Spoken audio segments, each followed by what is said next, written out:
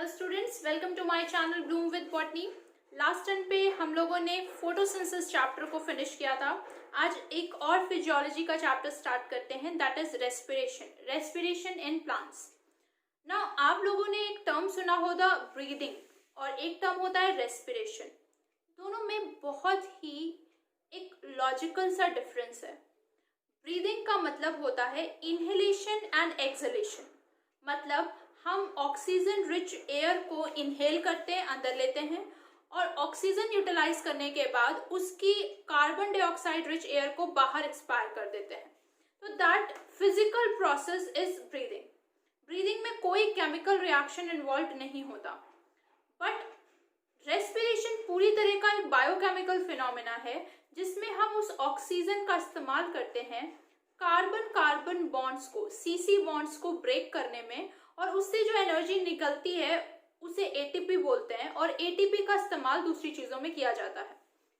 तो it is basically oxidation of organic compounds containing carbon, and those organic compounds are known as respiratory substrates. ठीक है, so that is the basic difference between respiration and breathing, that respiration is a biochemical process that involves breakdown of carbon carbon bonds of organic complex compounds and release of energy which is trapped in the form of ATP and further utilized. ठीक है, now respiration में use होने वाले जो भी carbon compounds होते हैं उनको हम रेस्पिरेटरी सबस्ट्रेट्स कहते हैं। ये रेस्पिरेटरी सबस्ट्रेट कार्बोहाइड्रेट हो सकता है, फैट्स हो सकते हैं, प्रोटीन्स हो सकते हैं, ऑर्गेनिक एसिड्स हो सकते हैं। सबसे ज्यादा प्रिफर्ड जो होता है वो कार्बोहाइड्रेट होता है, most easily to be broken down. लेकिन सबसे ज्यादा एनर्जी जो देता है वो फैट होता है। अब ऑल दो फैट बहुत एनर्जी देता है लेकिन वो जल्दी आता नहीं है प्रोसेस में। फैट बहुत जिद्दी होता है, डिपॉजिट हो जाता है, बैठ जाता है एक जगह पर, लेकिन कार्बोहाइड्रेट बहुत जल्दी यूटिलाइज हो जाता है। इसीलिए कभी अगर हम एक्सरसाइज करते हैं और एक्सरसाइज करने के बाद थक के कुछ एनर्जी ड्रिंक ले लेते हैं तो हमने अपना फैट बर्न किया ही नहीं, क्योंकि तब तक हमारा बॉडी का कार्बोहाइड्रेट ही बर्न आउट हो रहा था, और जब तक वो बर्न आउट हुआ हमने एनर्जी कम फील की, फिर हमने एनर्जी ड्रिंक ले ली तो हमने कार्बोहाइड्रेट फिर रेप्लेनिश कर लिया। इसीलिए सिर्फ एक्सरसाइज करने से वेट लूज नहीं होता, हमें डाइटिंग पे भी इक्वली ध्यान देना पड़ता है, बिकॉज फैट को बर्न करने के लिए हमें ऐसी डाइट लेनी पड़ेगी जिसमें कार्बोहाइड्रेट कम हो, ताकि फैट मजबूर हो जाए कि वो हमारे रेस्पिरेशन प्रोसेस में एंटर करे एज अ सबस्ट्रेट। तो ये जो सबस्ट्रेट के बेसिस पे रेस्पिरेशन होता है इसको दो टाइप का कहा गया है। अगर ये फैट और कार्बोहाइड्रेट का इस्तेमाल कर रहा है तो इसे हम फ्लोटिंग रेस्पिरेशन कहते हैं, और अगर यहाँ हम प्रोटीन्स का इस्तेमाल कर रहे हैं तो इसे हम प्रोटोप्लाज्मिक रेस्पिरेशन कहते हैं। बाकी ऑक्सीजन के बेसिस पे तो आपने बहुत कॉमनली सुना होगा, दो टाइप का रेस्पिरेशन होता है, एरोबिक एंड एनारोबिक। एरोबिक जिसमें हम ऑक्सीजन का इस्तेमाल करते हैं, एंड एनारोबिक जिसमें हम ऑक्सीजन का इस्तेमाल नहीं करते।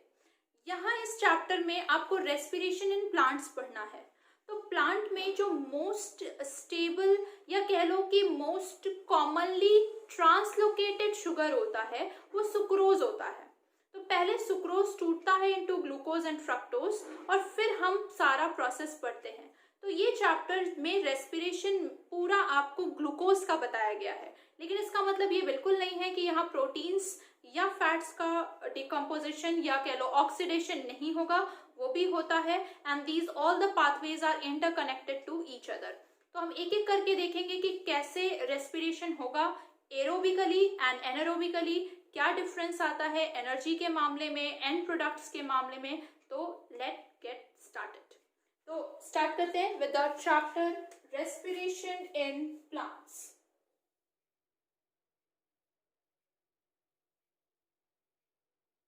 रेस्पिरेशन इन प्लांट्स, मैंने आपको बताया कि रेस्पिरेशन क्या है, बायोकेमिकल प्रोसेस है।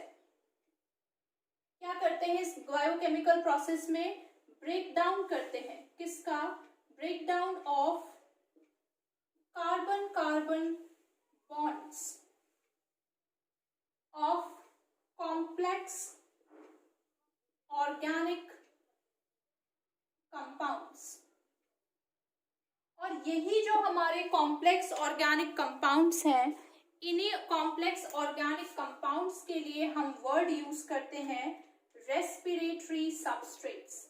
These complex organic compounds are termed as respiratory substrates. ठीक है, तो ये जो रेस्पिरेटरी सबस्ट्रेट हैं वो कौन कौन से टाइप के हो सकते हैं? They can be carbohydrates. This is the most preferred one. सबसे पहले बॉडी कार्बोहाइड्रेट को यूटिलाइज करने की कोशिश करती है. देन फैट्स, ये मोस्ट एनर्जी यील्डिंग होते हैं. ऑल्दो प्रोसेस में आसानी से नहीं आते, लेकिन एनर्जी सबसे ज्यादा देते हैं, मोस्ट एनर्जी यील्डिंग होते हैं. एंड देन प्रोटीन्स, ये लीस्ट प्रेफर्ड होते हैं. एंड कुछ ऑर्गेनिक एसिड्स भी पार्टिसिपेट करती हैं इन दिस प्रोसेस. तो इतने डिफरेंट टाइप के ये रेस्पिरेटरी सबस्ट्रेट्स होते हैं.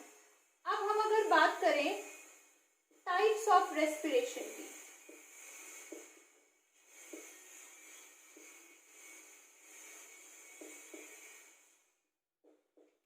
और किसके बेसिस पर? इन रेस्पिरेटरी सबस्ट्रेट की बेसिस पर. इनके बेसिस पर अगर हम टाइप्स ऑफ रेस्पिरेशन की बात करें तो दो डिफरेंट टाइप्स होते हैं. और वो दो डिफरेंट टाइप्स क्या हैं? पहला फ्लोटिंग रेस्पिरेशन,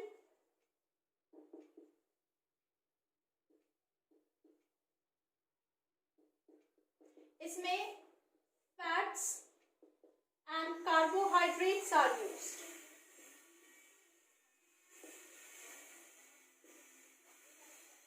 और दूसरा प्रोटोप्लाज्मिक रेस्पिरेशन.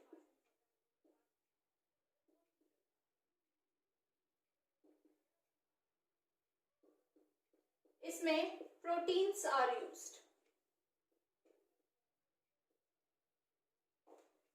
ठीक है, और अब हम बात करेंगे कि ऑक्सीजन के बेसिस पर हम इस रेस्पिरेशन को कितने टाइप में डिवाइड कर पाएंगे और उनमें क्या क्या बेसिक डिफरेंसेस होंगे.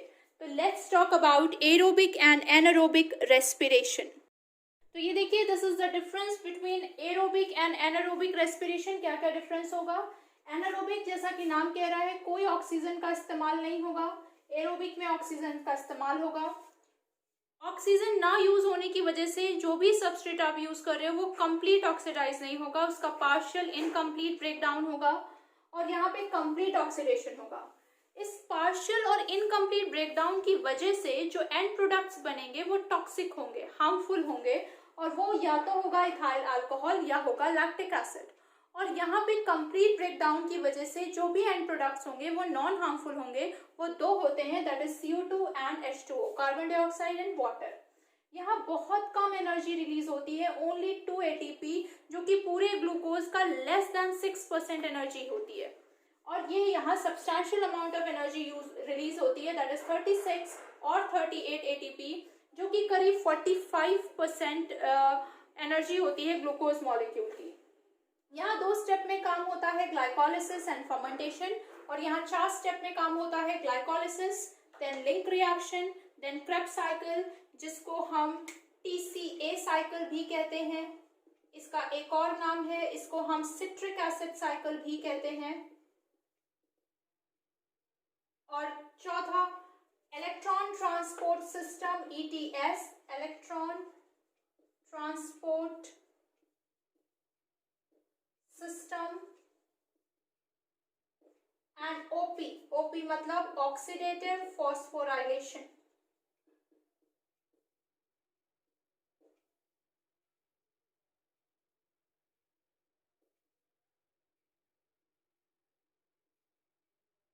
ठीक है, तो these are the basic differences between aerobic and anaerobic respiration. अब एक बहुत यूनिक सी चीज देखो कि दोनों का पहला स्टेप ग्लाइकोलिसिस है. तो इसी स्टेप से हम स्टार्ट करेंगे विद एरोबिक रेस्पिरेशन. ग्लाइको का मतलब होता है ग्लूकोज और लिसिस का मतलब होता है ब्रेकडाउन. तो दोनों ही रेस्पिरेशन में पहला जो स्टेप होता है ग्लाइकोलिसिस, इसमें ग्लूकोज को ब्रेक किया जाता है into 2 molecules of pyruvic acid, और उसके बाद डिटरमाइन होगा कि एनारोबिक है तो क्या होना है, एरोबिक है तो क्या होना है। यानी glycolysis is the first and common step of both the type of respiration. Glycolysis cell के साइटोप्लाज्म में होता है, और क्योंकि हर सेल में साइटोप्लाज्म होता है इसीलिए ग्लाइकोलिसिस हर सेल में होता है। Any living cell that is respiring उसमें ग्लाइकोलिसिस होगा ही होगा, यानी पहला step is common for all. तो अब हम स्टार्ट करेंगे प्लांट्स का रेस्पिरेशन। प्लांट्स यूकैरियोटिक होते हैं, एरोबिक होते हैं, और उनमें जो most common form of translocatable sugar होता है वो होता है सुक्रोज। तो प्लांट्स के बारे में अगर हम बात करें तो मैंने आपको बताया कि most common form of translocatable sugar is sucrose. तो सुक्रोज को पहले हम ब्रेक करेंगे with the help of enzyme invertase, और ये ब्रेक हो जाएगा into fructose and glucose. 2 molecules में कन्वर्ट हो जाएगा क्योंकि सुक्रोज एक डाइसैक्राइड होता है और ये मोनोसैक्राइड्स होते हैं। और उसके बाद हम यहाँ से अपना प्रोसेस स्टार्ट करेंगे। Fructose and glucose are isomers, ये आपस में इंटरचेंज होते रहते हैं। तो ग्लूकोज से हम अपना प्रोसेस स्टार्ट करेंगे। तो नेक्स्ट टर्न पे मैं आपको बताऊंगी कि किस तरह से ग्लूकोज कन्वर्ट हो जाता है into 2 molecules of pyruvic acid and the process is glycolysis. तो आज के लिए रेस्पिरेशन का ये इंट्रोडक्शन। इसमें आपको कोई भी दिक्कत हो, कोई भी डाउट हो तो मुझे कमेंट सेक्शन में बताइए। और अगर आपको ये वीडियो अच्छा लगा हो, समझ में आया हो तो प्लीज़ लाइक कीजिए, शेयर कीजिए और सब्सक्राइब कीजिए। Thank you.